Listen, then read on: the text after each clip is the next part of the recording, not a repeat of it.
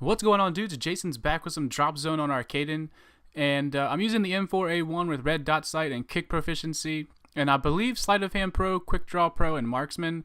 That's a pretty standard class setup for me.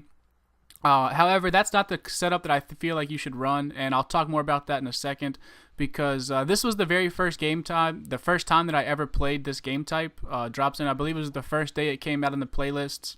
One thing you want to keep an eye on is up in the top left-hand corner of your screen, along with the mini-map, is how many seconds before the next drop zone comes, and how many people from each team are inside of the drop zone. And so anybody that doesn't know, basically you try to occupy it's kind of like one little domination point, except it captures for you. Like as soon as you get into it, you don't have to take any time to capture it. And you get 20 points per second towards the team score for as long as you're inside of the little radius. And so obviously the more people that you get inside of the radius, the better. And what I'm doing right now is something you'd want to avoid doing. This is like one main tip you can have in Drop Zone, is not to lay down in the middle of the circle, because the care packages will drop down and kill you. So it's pretty easy to get the dropping crates title now, though. Like with this game type, it used to be kind of hard where you'd have to throw a care package towards the enemies and hope that it killed them. Now you just kind of get lucky when you're the person that earns the care package and it drops down and kills a guy. But, you know, either way, you just want to avoid getting hit by those care packages.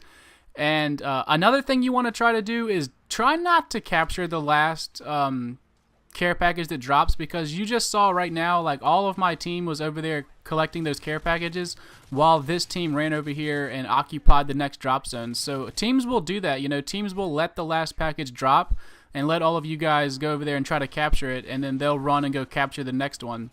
So when you die and you respawn, you know, and there's 5 or 10 seconds till the next drop zone comes, don't run towards the one that's already there. Just kind of stick it out and wait for the next one. And also on top of that, or on that same topic, you want to kind of know the cycle of the capture points.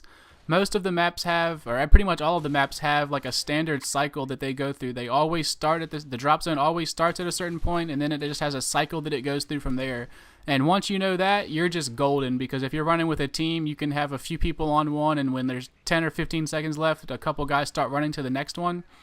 And as far as perks and stuff you want to run, a lot of people run tactical insertion. That's an obvious one. I kind of feel tactical insertions are cheap in any game type. I feel like the game's meant to be played where you die and respawn where the game wants you to respawn. But, you know, if tactical insertions are your thing, then go ahead and use them. I don't have a problem with people that use it. I just don't prefer to use it because I feel like it's a cheap tactic to use. And then definitely Blast Shield. You can get Blast Shield Pro in like 1 or 2 games of Drop Zone. And, you know, it really helps once, because people throw lots of flashes and stuns and stuff over here too, aside from just grenades. You know, Blast Shield might not be the perk that it was, might not be the perk that Flak Jacket was in Black Ops, excuse me, but it still is very beneficial in this game type. It will keep you alive a little bit longer than if you didn't have it. But yeah, so those are a couple tips. Something else is, don't be afraid about your kill-death ratio. You're probably going to die a lot in this game type, but the XP that you earn is like so much greater than any other game type. Like, you're earning 20 points a second for every second that you're inside of that drop zone. And so sometimes these games can last a long time, but also at the same time, if you get a really good team, you can finish these games and get to 7,500 within like 3 or 4 minutes of the game starting. So you can get just as many points as you could in a headquarters game that lasts like 10 or 15 minutes, and a drop zone game that lasts 3 or 4 minutes. So you can probably win like 2 or 3 of these games before like a headquarters game would be over, and get like, you know, somewhere north of like 8,000 points in like 3 games, you know, within 10 minutes. So once Double XP weekend rolls around, you know, this will be a very beneficial game type, which is why I'm getting this video out and telling you guys some of the things that I've learned from this game type and giving you some tips, because when Double XP weekend comes here, man, you're going to be able to rank up so fast in this game type if you can play an entire weekend in this game type.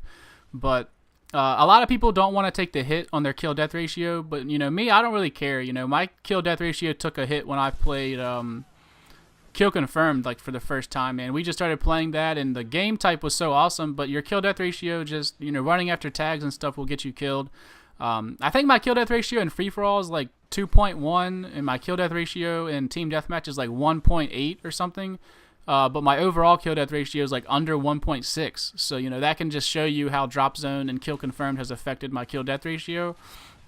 But, you know, again, that's not something that I'm really worried about. I'm just trying to get to 10th prestige as fast as I can. I like the ranking up process in Call of Duty.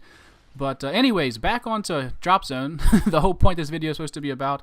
Also, you want to run sit rep. I told you guys about Blast Shield. Running sit rep will really help you out. There's so much action going on in these games that dead silence is probably not your best bet. But you want to run sit rep because the care packages that drop, there will also be hacked care packages that drop. So if the enemy's package drops and it's fake, you know, you're not going to know unless you have sit rep on. And it's really, like, in other game types, hacked care packages aren't a big deal. You know, they just, somebody dies from it. But in this game type, since the care package drops right in the drop zone, if you or an enemy picks up that care package and sets it off and kills like 3 or 4 of you guys on the drop zone, that leaves it wide open for them to come capture. So it's kind of a bigger deal in this game type than it is in anything else. So you really just want to watch out for hacked care packages and be sure to run that sit rep perk. And also there's no kill streaks, so you don't have to worry about people kill whoring for anything. The only way that you're going to get any of those sweet kill streaks is if you pick them up out of a care package. So that's something that I really like about this game. You know, if you just camp and get kills, you're not benefiting anything. You're not getting any kill streaks. You're not doing anything for your team by just sitting around killing somebody. So that really prevents camping, I feel like, in this game type.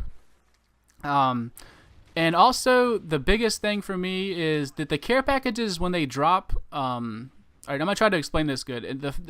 For instance, the first care package that drops belongs to the person that first captured the point. So if I'm running with 2 of my teammates, I'm the first one there. It comes up on the screen and says, Jason 530 earned care package. When that care package drops, I'm the only one out of the 12 people on the map that can pick up that package super fast. You know, when you call in a care package and pick it up, it's like almost instantly, as soon as you press the X button, you have that package. So when your friends earn care packages, don't try to steal them from them. You know, if they die, you know, it's best, unless you're the only one left and you feel like it's a really good care package and you don't want to lose it, then you can pick it up. But see, like right now what I'm doing when I went for that care package and, you know, like I told you guys, the crates will drop down and kill you.